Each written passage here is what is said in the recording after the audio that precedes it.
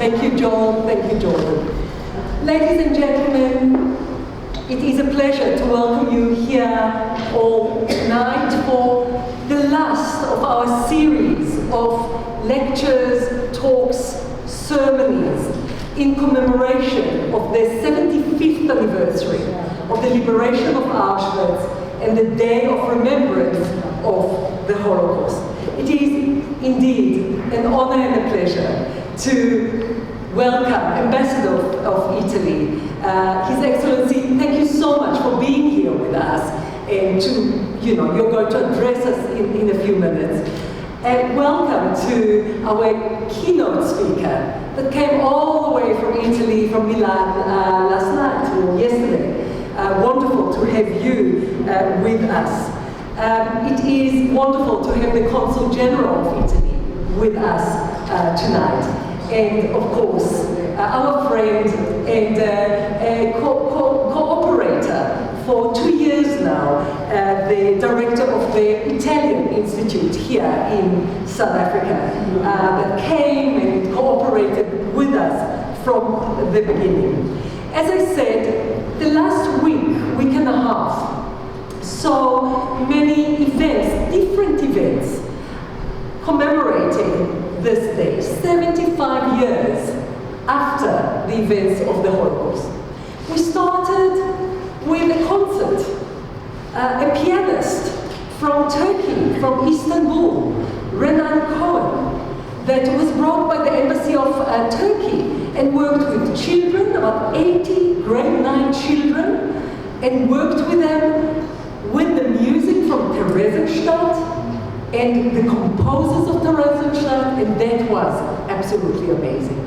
Then we had a commemoration event last week where we awarded the Righteous Amongst the Nation award to a Dutch family, the Van den Brink family, and their grandson and daughter came to receive this medal and honor last week, and that was very emotional because this family saved Jewish children during the Holocaust. We had a guest speaker, very powerful, one of the best in the world really in his field of the Holocaust in Eastern Europe. So Professor Omer Bartov was here from Brown University. He will join us later on tonight. He's flying from Cape Town and will come and join us to listen to the talk by Alberto Rollo and learn more about Italy. He gave an amazing talk. So I really am so pleased that tonight's talk finalized this week of memory. And to have Alberto Rollo speak about memory in Italy, about identity and Jewish identity in Italy, but also about these amazing writers that we all know, that we all read, and to bring a sense of how their writings is regarded and is understood in Italy today. So, welcome again to all of you to tonight's event. And I would like to ask His Excellency, Ambassador of Italy, Paolo Cuculi, to start the evening by his personal address. Thank you very much.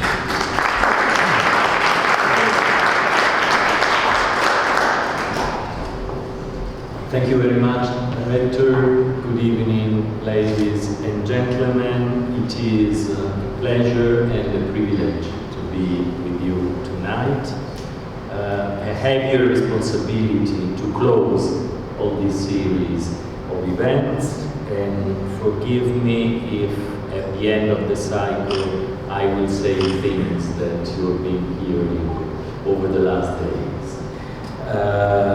It is very important for us as Embassy of Italy and the Italian Institute of Culture to have organized this lecture, and thank you so much to the Holocaust and Genocide Center.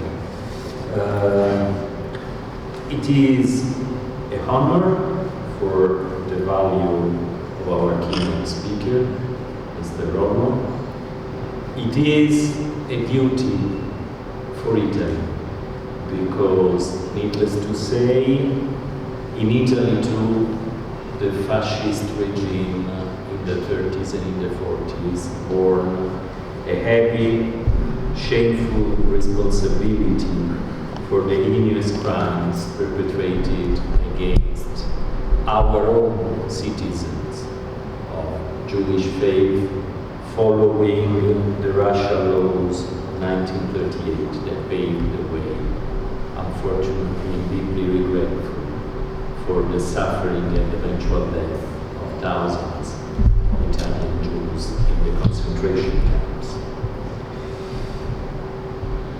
As luckily it is often the case, there was a strong reaction after World War II. Bearing in mind the atrocities and the horrors of the concentration camps, the reaction in Italy was cast with vivid letters into our new constitution, which explicitly and in the strongest terms bans any discrimination based on religion, among all gender, language, political opinion. And for this reason, we must dearly keep the duty to cultivate the memory of the Shoah. First of all, to foster an active and informed engagement with that memory, because an old atrocity, an old crime does not become less relevant because it is old. Second, because we have a duty to disseminate, especially among the younger generations who have been reading the drama of the Shoah and the later camps as perhaps an history like many others. It is our duty to explain to them with relevant teachings and messages that this was not, unfortunately, a story like something else. It was a drama of epic proportion and a shame that we always have to keep in mind. That is why in 2001, even before the establishment by the United Nations, the Italian Parliament, as you well know, approved a law designating the 27th of January as the Holocaust Remembrance Day. The President of the Italian Republic recently also nominated Life Senator Mrs. Liliana Segre, a Holocaust survivor and witness. And last October, the Italian Senate, upon the initiative of Senator Segre, established a parliamentary commission to monitor, specifically to monitor intolerance, racism, anti-Semitism, which was spelled out as a major objective in the law, and incitement to hatred. In this spirit, and consistent with this commitment, we have invited Mr. Rollo, an eminent Italian writer and editor, whom again I warmly thank for being here tonight, to explore together the richness and the vitality of the Italian Jewish literature and how it contributes, and how many authors, from Giorgio Bassani to Primo Levi, from Natalia Ginsburg to Umberto Sala and others, in his or her own way, contributed to the preservation of the memory of the Holocaust and the drama that it entailed. But also how they reflected the extraordinary heritage of the Jewish community in Italy as a part of the Italian society. I have the privilege of coming from Rome. It is said that you're not a true Roman unless you are the seventh generation, and for long it was acknowledged that only the Jewish community could, by that standard, claim to be true. I'm only second generation. My kids were born in New York City, so my line stops there. Going back to the topic of tonight's presentation, and without reacting the speech of Mr. Rollo, I belong to a generation who grew reading the masterpieces of those great authors. Notably, Giorgio Bassani's The Garden of Finzi Contini. The book, and a beautiful movie, which eventually was awarded an Oscar in 1972. The director was the great Vittorio De Sica. And over the years, I did remember, and I still remember, the main character of the movie, Giorgio, who has an argument with his father. They're both Jews, on the verge of being persecuted, as I said. And Giorgio reproaches to his father the silence that they kept while the fascist regime started persecuting other minorities. Communists, gay people, gypsy people, people with different political opinions. And Giorgio says, we cannot say that we didn't know. We did know, we kept silent until it was our turn, and now it's too late. And I think that this is a powerful reminder of how all of us have always to remain vigilant whenever racism and intolerance targets a minority or a community which is different to ours. And it is a powerful reminder never to turn our back again against anti-Semitism on the assumption that it is a phenomenon that concerns somebody else, the Jew people. We are not Jews, so it's not our problem. Unfortunately, it is our problem, because beside the humanitarian reasons, you never know once intolerance gets old who's going to be the next in line. And as Hemingway used to say, don't ask for whom the bell is ringing. Sooner or later it will ring for you too.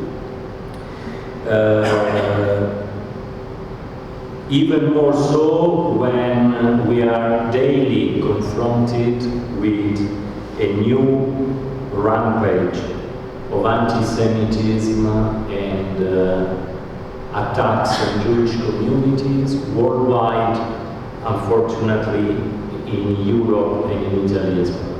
We always need to remain vigilant and never to be condescendent or to condone acts that bring us back to the dreadful past. So, the duty of memory. This year, the Italian President of the Republic, Sergio Mattarella, paid homage to the many survivors of the Holocaust that year by year are passing away due to their old age.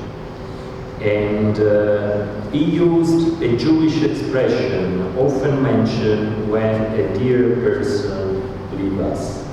May their remembrance be a blessing. Forgive me if the translation is not accurate. This blessing shall reflect upon us to perpetuate the efforts of those survivors in the years to come, when they will not be with us in person, but when their powerful message will remain in our ears, in our lives, and will accompany us through the difficult ways we are facing in this very complex political phase. Literature, in that sense, will then be of great help to preserve this memory.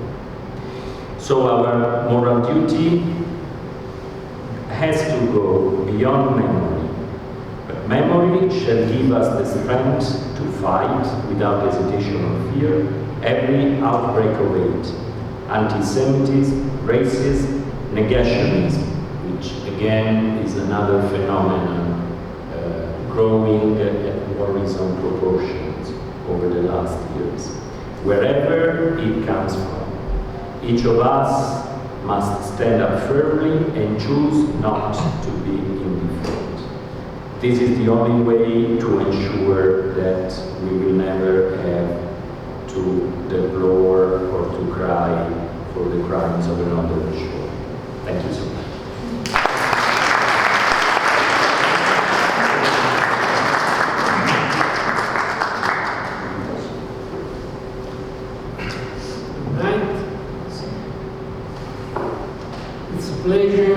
Truly a pleasure and honor to be here today, to try and offer you a piece of my experience and my knowledge concerning the relationship between literature in Italy and the Holocaust. I would like to start from some facts which are both historical and cultural, as well as literary. How have we been affected by the tragedy that, because it was unbelievable or intolerable, turned out to be denied, rejected, or simply minimized?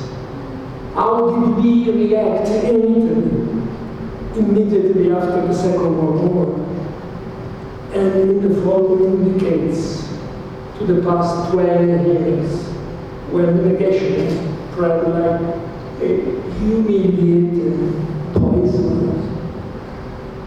What role did literature, poetry, and fiction play in the making up of the storytelling of the Holocaust and the perception of Russia, hatred? Many questions. Bertolt Brecht used to say, many questions, many answers. I hope to give you just a little bit response to these questions. And I will start from myself, or rather from my generation. The generation that was teenaging in the 60s didn't realize much of what our fathers had experienced just 20 years back. That was not our fault, and neither our fathers. Italy emerged from the war humiliated and destroyed. The liberation, first, the reconstruction, second, the country, were accompanied by countless episodes of resistance, in spite of the last roaring of fascism in the Republic of Solomon. Germany, who had been Italy's ally during the fascist regime, had turned out to be the enemy. And the progressive retreat of Nazi produced countless innocent deaths. For this reason, and perhaps for a sort of repression that affected Europe as a rule, we only became aware of the destiny of those 6 million people step by step from the late 50s onwards. I remember family stories about concentration camps and people who had survived as Italian prisoners in those places. But they were mostly soldiers, workers, deportees, political prisoners. None of those survivors talk about Jews, gypsies, homosexuals. In the Eduardo de Filippo, I hope you know this great man in Italy, saying in the Eduardo de Filippo's play Napoli Milionaria, which is set in the last years of the war and was produced on stage in 1945, immediately. Gennaro, the protagonist, comes back to Naples, joins at last his family, and he finds out that something changed. That his wife, his son and daughter have been corrupted by the post-war period. It's an impressive portrait of that Italy of ruins, material ruins and moral ruins. The most famous line, become proverbial, is ad abassanutata, the night must pass. That is, we need time to recover from evil and pain. Well, there is a scene where Gennaro just got home from the labor camp for civilians and tells about the war to his family. The imprisonment, the works he was obliged to do, alzare le pietre, the hopman, the bricklayer. But there is no trace in his monologue confession of genocide. Clearly, the deported soldier did not know, and perhaps they couldn't even imagine. Nonetheless, many civilians had witnessed roundups, deportation, the famous roundup in Rome on October 60th, 1943, the Black Sabbath. And in many cases, they helped the accused, hiding them wherever they could. They were colleagues, acquaintances, sometimes friends. Something like that happened in Ferrara and Trieste and other cities. The fascists did the roundup. The Nazis transferred the prisoner to Auschwitz-Birkenau. The intermediate stages were the relocation camps, where the Italian Jews waited for their next destination to be revealed and their destiny to be accomplished. The very first pages of If This Is a Man by Primo Levi speak of this condition, of the in-between days when nobody knew what would happen, and fear and hope were dramatically intertwined. Primo Levi, caught in the mountains, where he had tried to join a group of partisans, says that he chose to introduce himself as an Italian citizen of Jewish race. He thought it was a better choice than partisan. But as it turned out, it was not. And we all know how closely he witnesses the tragedy of the Holocaust. But we must step backwards. We must make a step backwards. What was an Italian citizen of Jewish race before the Russian War, 1938, before the Second World War? Anti-Semitism was not a new phenomenon, but one must consider the role of the Italian citizen of Jewish race when the nation was built, when it was not possible to speak of Italian citizens when the Italian citizen was still to be built.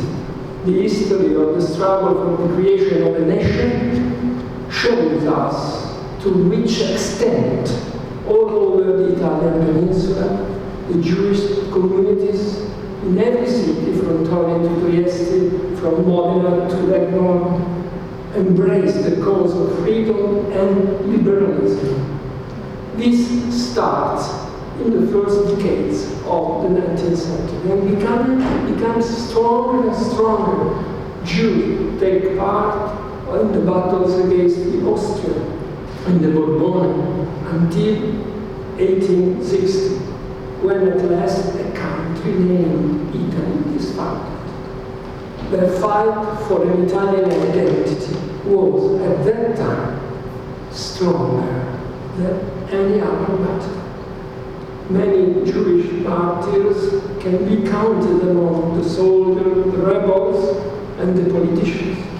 Politicians who had a role in the so-called Risorgimento, along with a number of small states, fragmented and still divided, the agent of the class, the Italian bourgeoisie, equally separated by too many borders, pushed up to operate in a free market and with strong shared ideals. Needless to say that many Jewish families involved in the Risorgimento had estates and properties, as well as, more importantly, a sharp eye of commerce and a wide network of relations in Europe. It is not by coincidence that the kingdom of Piedmont was the first state to promote the emancipation of the Israeliti, as Jews were called, establishing a regime of equal rights and duties. And this anticipatory open mind included also our minorities, such as the Waldensians, one of the communities that gave Italy a whole generation of intellectual scholars and historians. The age of Italian Risorgimento was triggered by a secular vision that inspired a new form of humanities in opposition to the prevailing Catholic tradition, or, if anything, took the distance from the stagnation of clerical traditions. That's the reason why liberals, Republicans, and every libertarian ideology could be expressed beyond religious belief. That is why Jews could join the revolutionary trust of the United Italy. They were able to set themselves free from the long isolation of racial identity, and at the same time build a new one, founded on the perception of a country with its language, its history, its national culture. I mention this spiritual and political heritage because otherwise the enthusiastic participation of Italian Jews in politics and in administration across the 19th century would be incomprehensible. For the Jewish community, taking sides meant believing in the progress of the modern times, in a wider horizon in which an ever more crucial role could be played within the new nation. It meant that Italian Jews could become integrated providers of wealth, ideas, and culture. It is very interesting to look into a controversy that took place at the beginning of the century, namely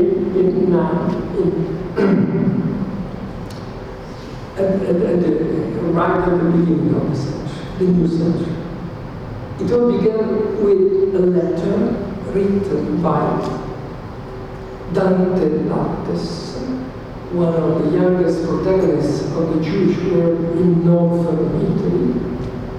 Lattes wrote, "The ghetto is dead, And along with the ghetto, a specific culture has vanished, and a new one emerged.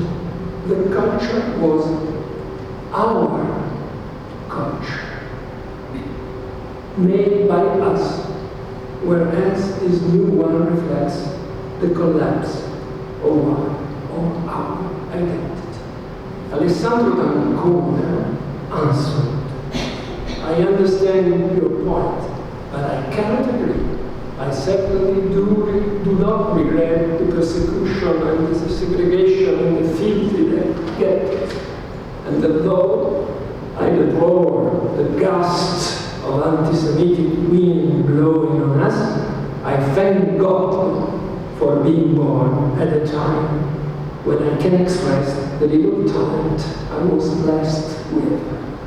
I am grateful for the freedom and the tolerance, and I have hope for a better future. As you can see, one thing is clear in this dispute. The older generation is still full of hope. It looks ahead. It believes in what was conquered by with sweat and blood.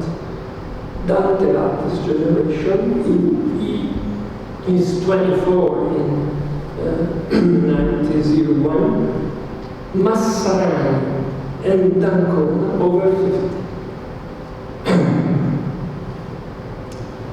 But Dante Latte was born in Trieste and is fully aware of what is happening in Russia with the pogroms, in Austro-Hungarian Empire, and with the book Selbstmann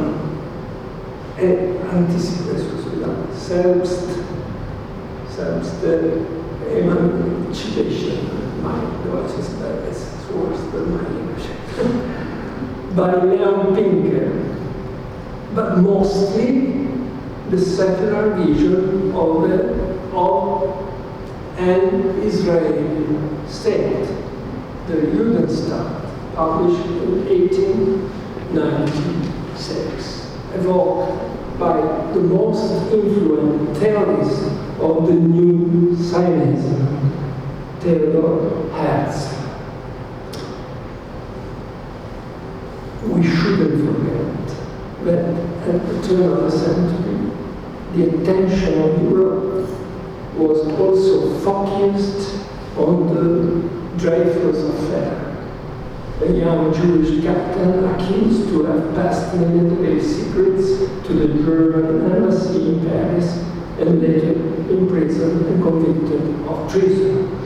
The affair was one of the clearest examples of a miscarriage of justice and of anti-Semitism. The battle for Dreyfus' innocence lasted almost 12 years, involving press and public opinion as never before.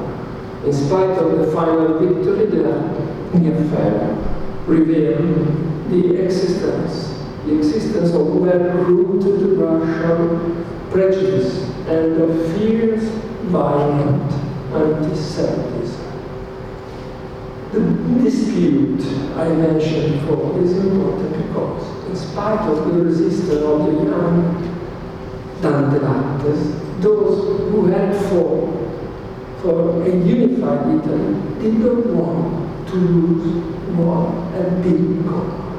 And it is significant to see that in the years leading to the fascist era, the certainty to be assimilated, to belong to the future of the nation, is not diminished by the first sign of intolerance. Quite the contrary.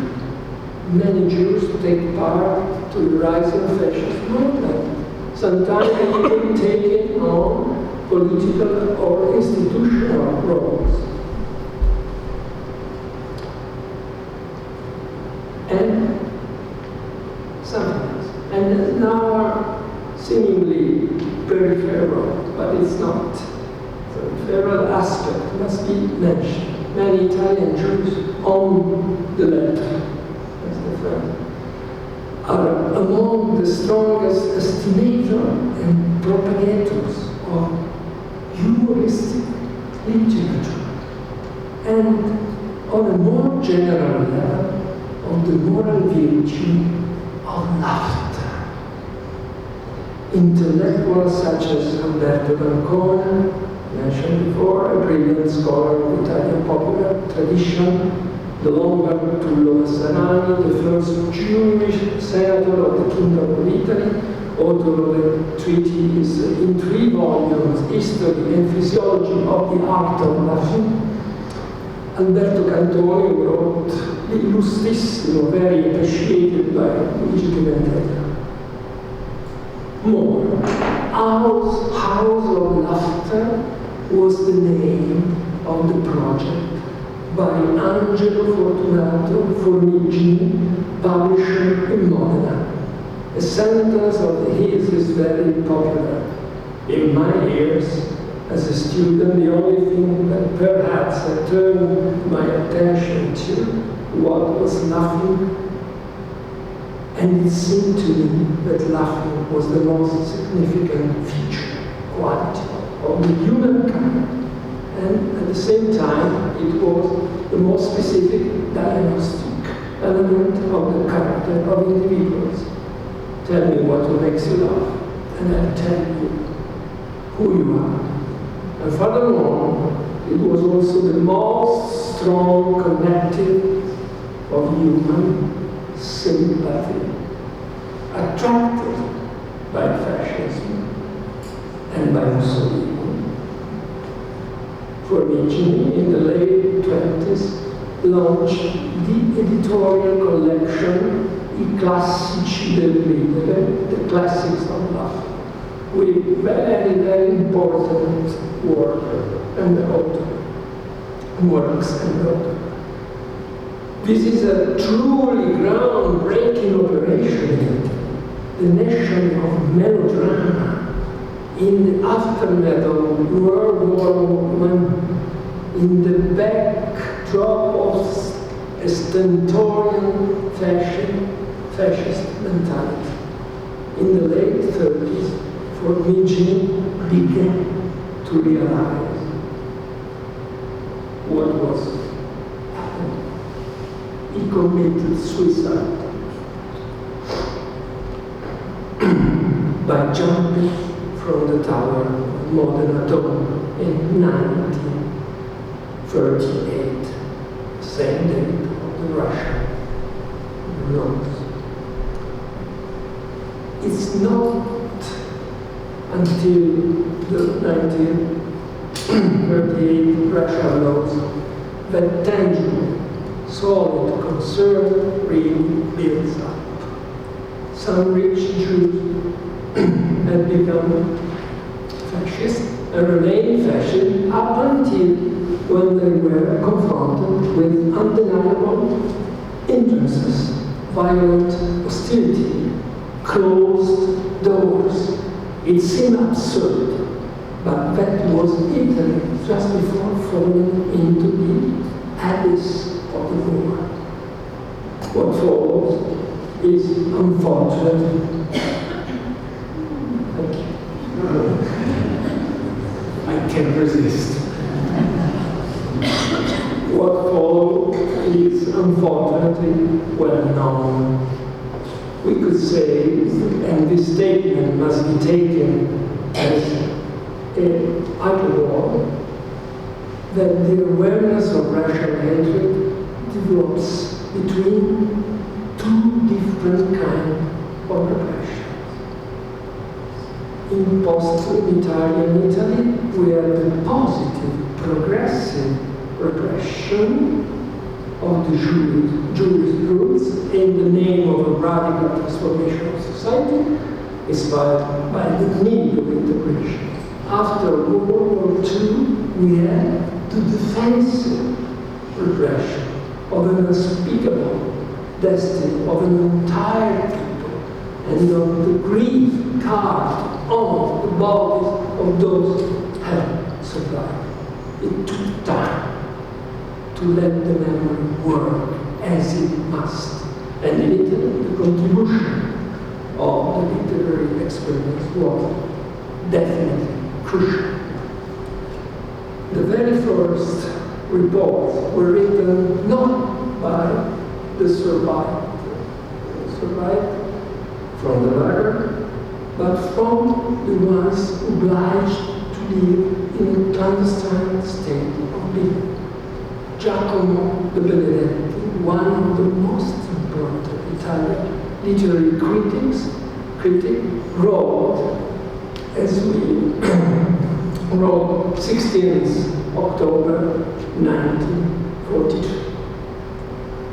Essay and tale, this story gives the Benedetti the chance to escape from certain taste or refined style and draw from the concision and terseness of the facts, from the urgency of the chronicle. The Benedetti's Chronicle is one of the first work about the deportation of Roman Jews. And he himself confesses to have had his life saved because that day he found hospitality and obviously shelter in a generous friend home.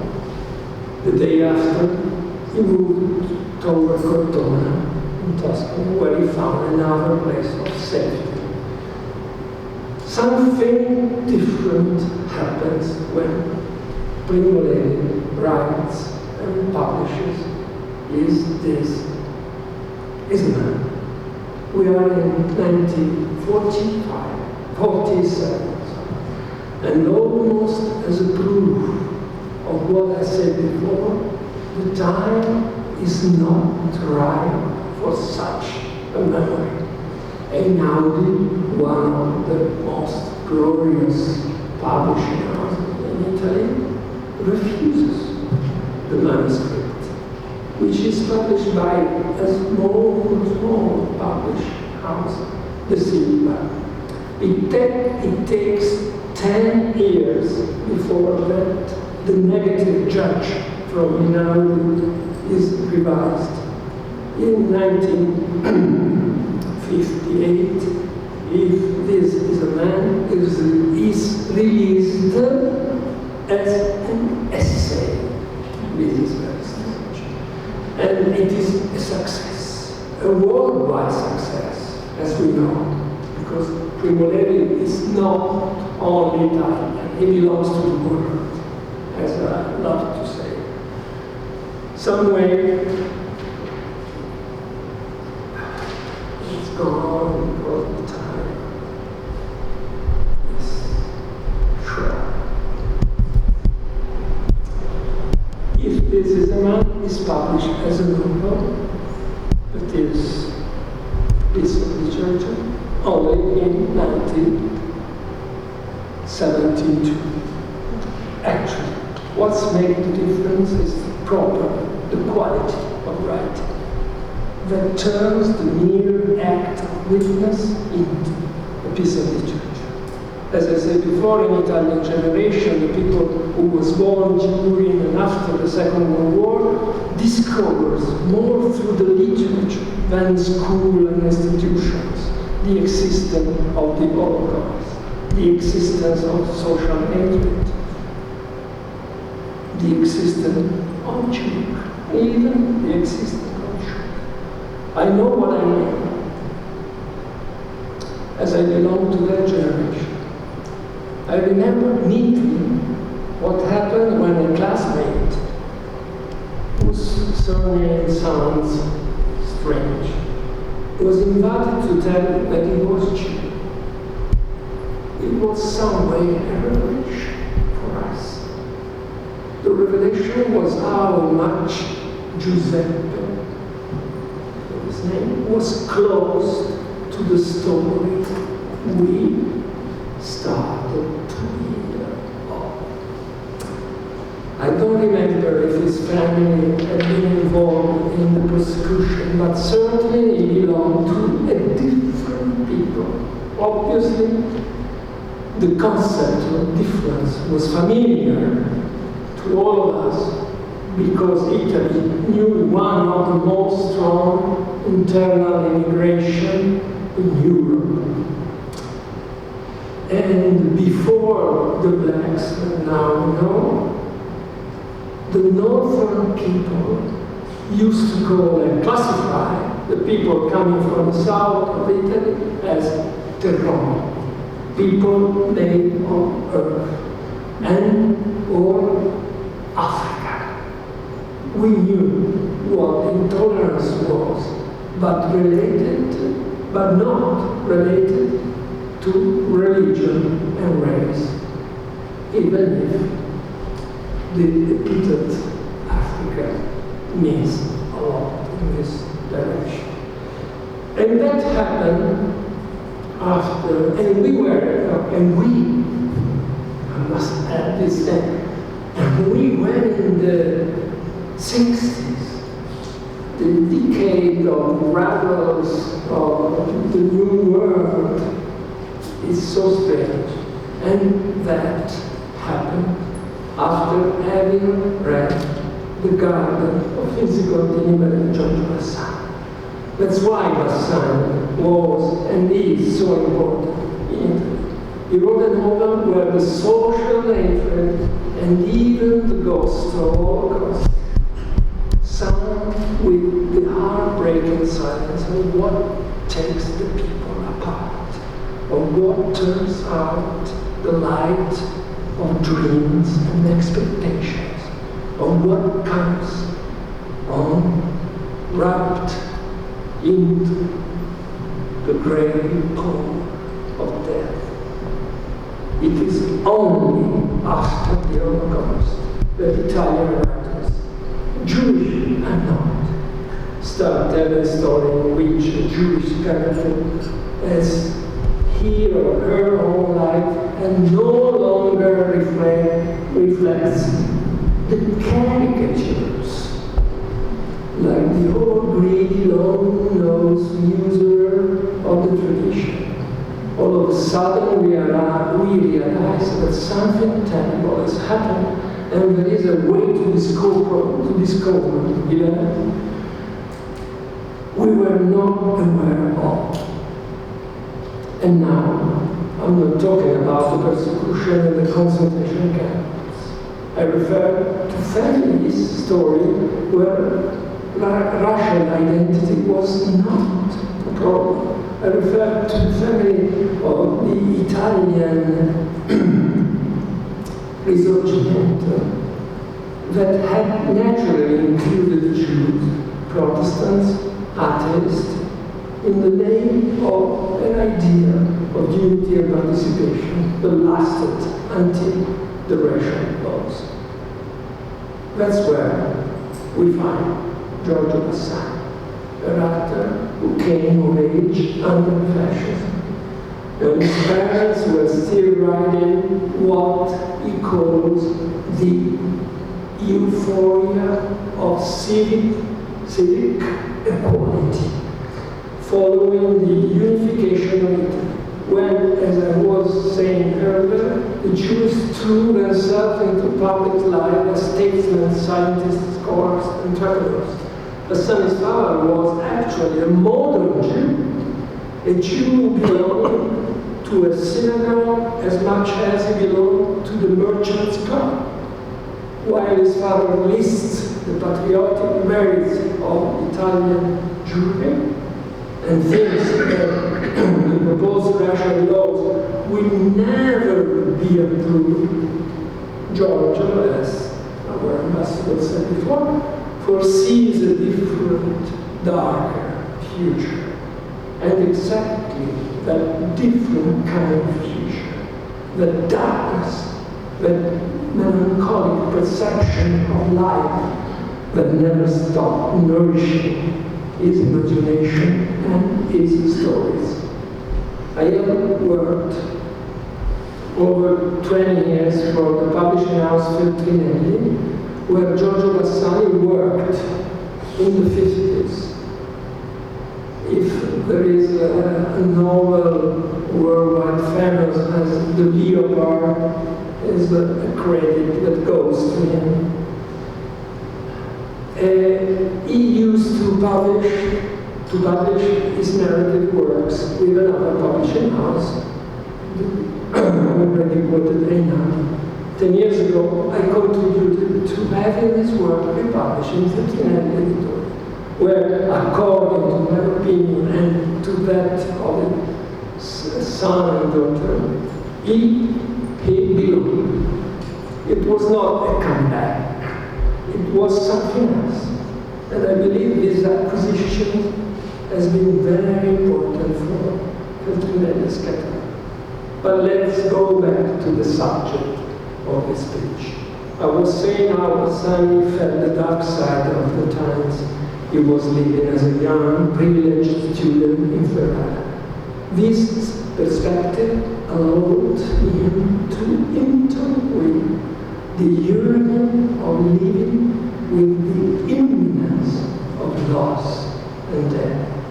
He looks back and finds a lot of characters, a lot of episodes that touched the life of the city in the 30s up until 1943, the year of one of the most shameful events of those years, told by Bassani in the novella The Night of 42. A group of civilians, Italian civilians, was caught, a group of Italians was caught, killed, and abandoned along the moat of the Ferrara castle.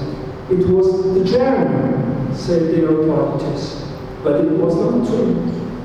Italian citizens were involved. They made a list, they went to pick them up, they took them to the square, they shot them. Everybody knew, nobody spoke. Fear, indifference, let's say what you want. There was a man who saw this laughter from a window, the only eyewitness of that atrocity. And when, after the war, there is a trial, that eyewitness says that he was sleeping. The night of 33 is the more explicit piece of narrative recollecting those impious times, and it is a masterpiece. It describes that event from a distance that is at the same time distant from the truth and the reticence, the secrecy of the small town. And here, for those who don't know what is a small town, I would like to say something, but we have no time. What is a small town? It is very, very interesting to understand. Bassani and many, many other authors. We could say that Italy, Milan apart, and Rome some way apart, is a huge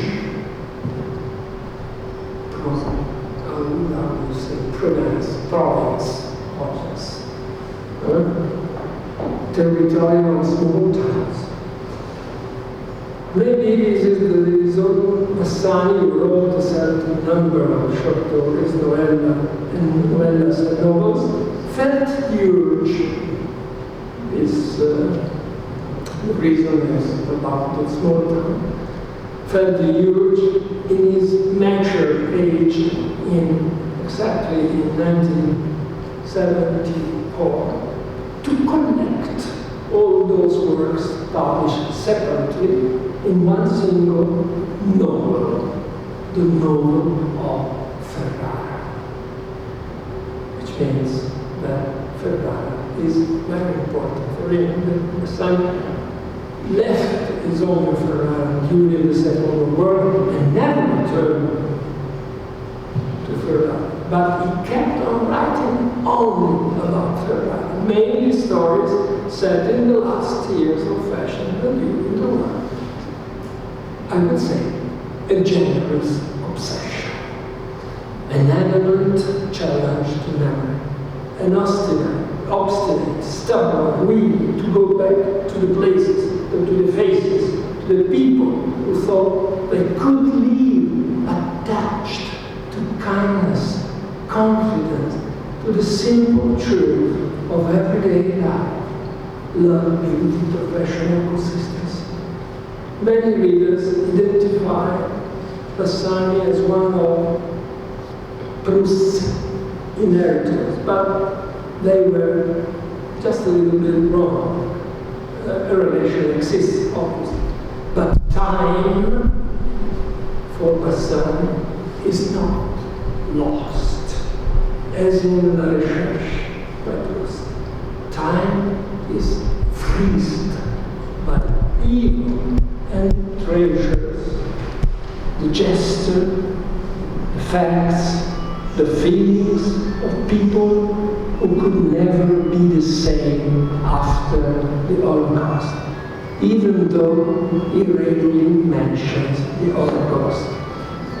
We see those faces, we see those people, the thread of their story through the filter of memory. The past in Bassani's is made of this. There is no need to dig deep into consciousness, because what can be found is grief, not la douceur de vivre, the sense of being neither. The story of the Garden of Finzi tells us how there is no shelter when a storm like that is coming, when the fabric of the human understanding is spread. And the more you try to pretend it's only a rib, the more the rib gets worse, until there's nothing left to say. The golden youth of Ferrara meet in the garden of the Finzi villa. The villa, surrounded by a large park with tennis courts, stables, and a high wall around it, is not new to the narrative. After the exams of 5th gymnasium, he goes by bicycle along the wall, mourning over the bad grade in mathematics. And beyond the wall, he sees the blonde, Nicole, a beautiful, rather cocky teenager who teases him for his reaction to the bad school results. Many years after, he's ready to enter that garden for the very first time. For the Jewish youth have been invited to play tennis because they can't somewhere else. But that's not how the story starts. It begins in the 50s, when the authors, as some of his friends, go visit the Etruscan tombs of Cerveteri. Those graves reminding of our tombstones in the Jewish cemetery in Ferrara, the tomb of the physical team. That's the snap of the memory. Listen, please, quotation. But once again, in the quiet and torpor, I went over in my memory the years of my early youth, both in Ferrara and in the Jewish cemetery at the end of the Monte. I saw once more the large fields scattered with trees, the gravestone and trunks of columns bunched up more densely along the surrounding and dividing walls. And as if again before my eyes, the monumental top of the Finzi. True, it was a name in Alberto, and I always heard it described from my earliest childhood. But nevertheless, then imposing and full of significance, if for no other reason than the prestige of the family is itself. And my heartstrings tightened as never before at the thought that in that town, established, it seemed, to guarantee the perpetual repose of its first occupant, of him and his descendant, only one of all the physical I had known and loved, and had actually achieved this repose. Only Alberto had been buried there, the oldest, who died in 1942, while Nicole, the daughter, born second, and their father, Armando, and their mother, Signora Olga, and Signora Regina, their ancient paralytic mother, were all devoted to Germany in the autumn of 1943, and no one knows whether they have any grave at all. From this moment on, we return to the character who says, I, the narrator, in Ferrari in the late 30s when the Russian laws forbid Jews to hang out at public school amenities like this. The narrator is invited to play tennis on a private court in the park of Vinci-Contini, which becomes a protected area, a haven, where it's easier not to endure the pressure and the uncertainty of the time. The Vinci-Contini villa is where tennis can still be played, where tea is served in the garden, where the protagonist can have access to the library and consult books which are not available even in the great public library. And this is where the protagonist can eventually get closer to the car, explore. We have a generator. Start making a minute. Sorry. Load checking. Yeah, load checking. Well, let's go on. And I was saying, and this is where the protagonist can eventually get closer to the car, explore. It's because elusive character, unattainable, unpredictable heart, feel the pangs of passion on the skin, false fluctuating feelings. That's what happens. This is when the beauty of being alive seems possible, like before. The dreams are still dreams because they are protected by those walls all around.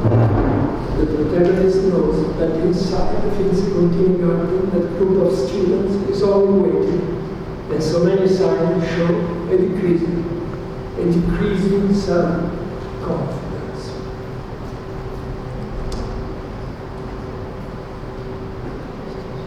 This is the great quality of the novel. The reader sees both the sense of privilege and of imprisonment, a togetherness always on the verge of collapse and turning into a forced cohabitation. And we know that it takes little to perceive beyond the faces and the bodies of this golden youth, the faces and the bodies described by Primo Levi in This Is a Man. The effect is vertiginous, and it is what makes Bassani's novel unique. But it is worth comparing these two passages, one from Bassani, one from Levi. We were really very lucky with the season.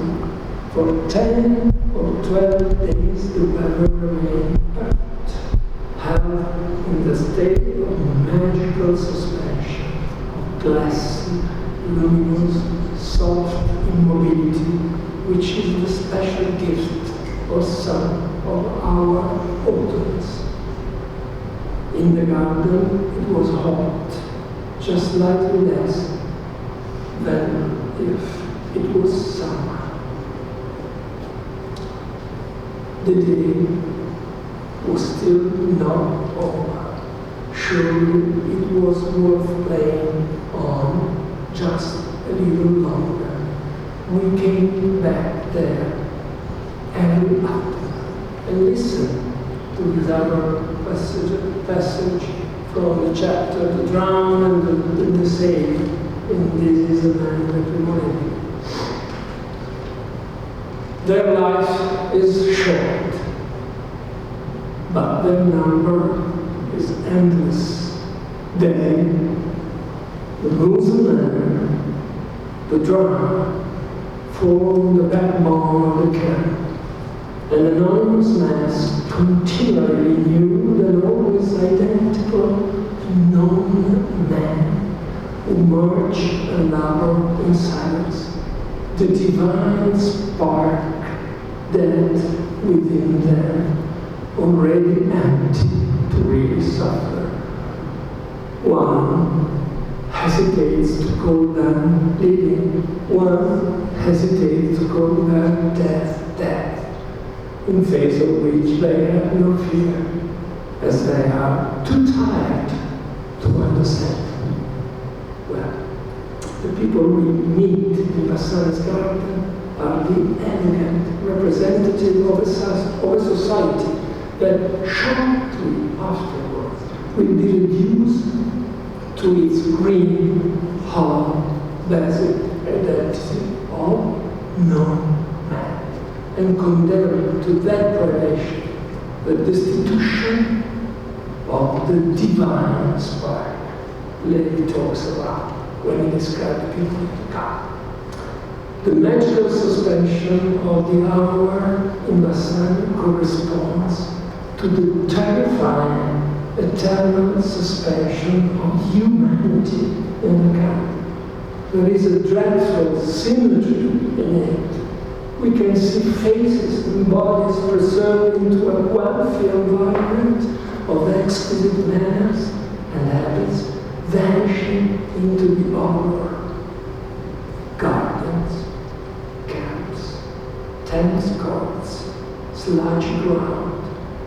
There is a connection that Primo Levi and Giorgio Bassani are able to evoke because although seemingly different, their works look into the eyes of that time and of that destiny. Bassani ends where Primo Levi begins, and Primo Levi ends where we are, where we stay. We are not witnesses, and we have been having relations with the last witnesses. And what after the last witness? This is a question historians emphasize now. How do we make a story out of an event where humanity is concerned? Nobel Prize Elie Wiesel said in his speech at Yad Vashem that all we know is that it happened, and only those who were there know what is meant being there. But at the end of his speech, he invites to try to bring an everlasting message. But now, after the last witness, history seems to begin putting together the stories, the names, the detail. We are some way overwhelmed by in archives where they've been gathered. history, and it's not a paradox, needs fiction to make what appears unbelievable, believable, to represent an event which seemed to outstrip the ability of language or art to do so. The term Holocaust has become globally established as a term to signify the events of the mass crime against Jews. As soon as the Nazi crimes began being revealed, the discussion started on what kind of language and imagery was suitable to convey experiences like otherwise untranslatable without a proper storytelling, we would say now. In the last decades, the figure of the moral witness that comes after the witness in himself has become a central touchstone of contemporary ethical life. And as Wendy Lauer, scholar of European studies in America, says, it is now looking as if the cultural practice of being witness to atrocity, or even to lesser forms of human evil, is one of the most disseminated and migratory outcomes of Holocaust memory. That's what we're talking about here today. Memory that inspires literature, art. The literary memory, we have to say, is not a collection of remembrances. And it is not an archive. And that is strength. It's a strength. The literary memory selects, focuses, chooses, reveals, and even invents, but does not lie. A writer is not always so sure about what he remembers. Writing is a process of putting together, merging within. But a true writer obeys to the true, to bring us closer to the heart of what life has been and continues to be, despite the atrocity. Yes, there is another paradox, which, again, Elivism insists on. We are in the same condition as Kafka's Messenger. We think, at first sight, that the message never arrives where it must. The truth is that the message has come, but nothing has changed. This reminds us, through the genius of Kafka, that the messenger and his message risk being useless. We must have the courage to think this kind of result, because the end of the marvelous little story by Kafka, it's like this. But you sit at your window and dream of that message when evening comes. Nevertheless, we know that we need the messenger never stop bringing his message. That's what Cuculi did. But we have to go further. Cuculi is a writer who made a story out of his being a witness. And we learn to feel, to see, to remember. A science writer who deals with the concept of memory that comes from Marcel Proust. And we know how much Proust and his research have been fundamental to realize that we are always connected to our past, even when we do not know it. Bassani enters the garden when the gardens were meant to be erased. And it is very meaningful how people were not aware. The narrator's family, for instance. It is so strange to think that the story it tells is closed between two forms of unbelievableness. It was unbelievable, unpredictable, what was going to happen, and it is unbelievable what has been called Shoah. The narrator begins to participate to the perfect harmony of the garden, and his family sees that iron attendance with fervor and apprehension. However, they are still far from grasping the dramatic awareness of the situation. And as he forced to remind his family, particularly his father, that things are getting worse and worse, that integration is disappearing more and more each day, and that the privileges of the wealthy Jewish bourgeoisie, which they belong to, are falling apart one day after the other. And only a blind person cannot see the destiny ahead. Now I need that word.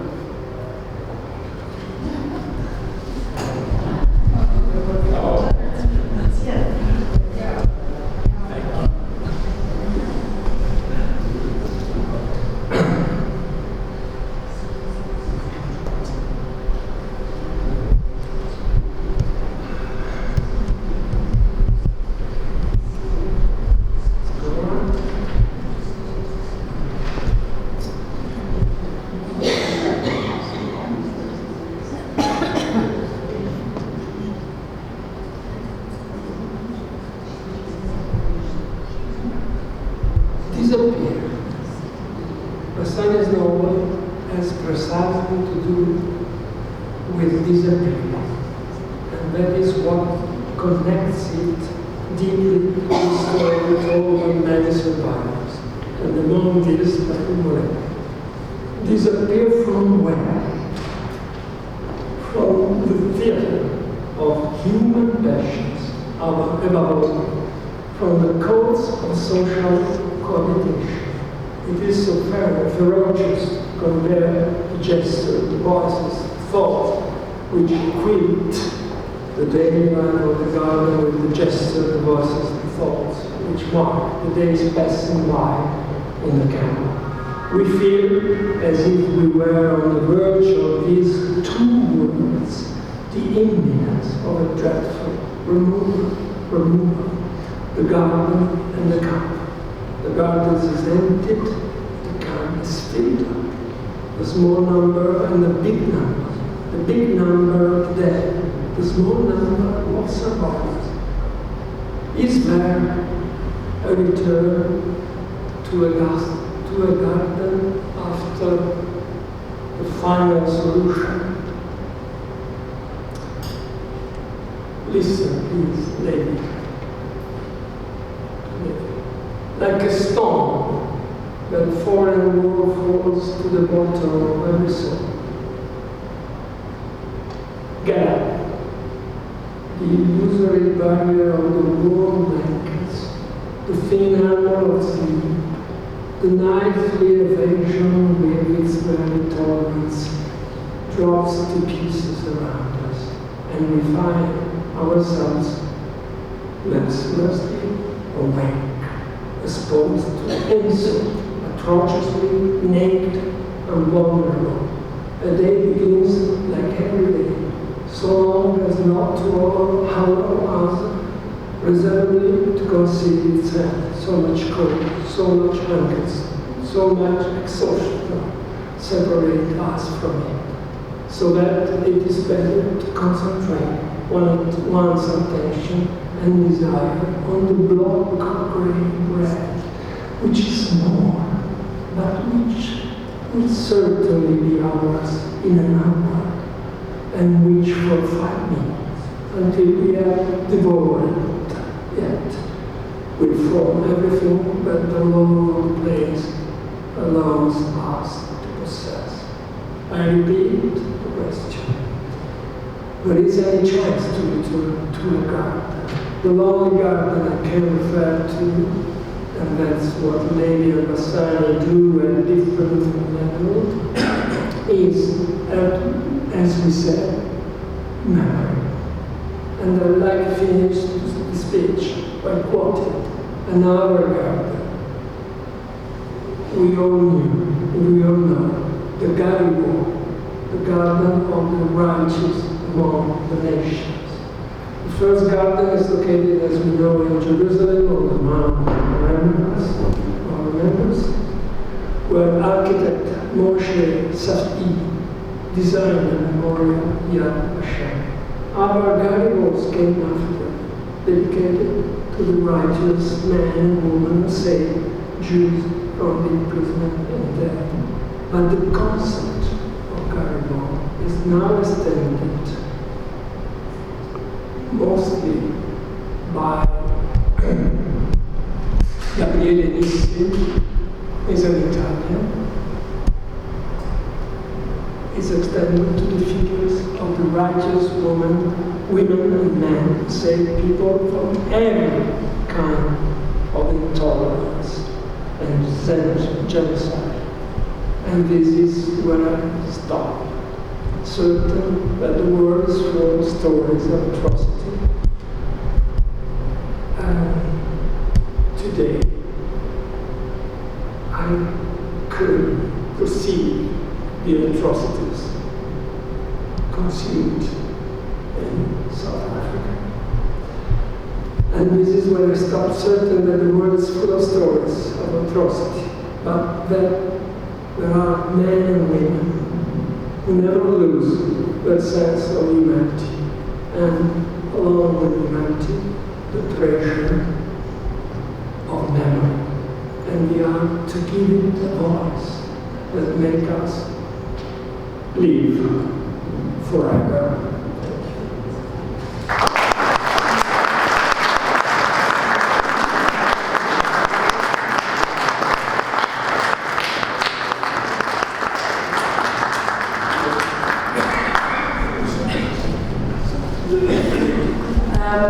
We have about 10 minutes.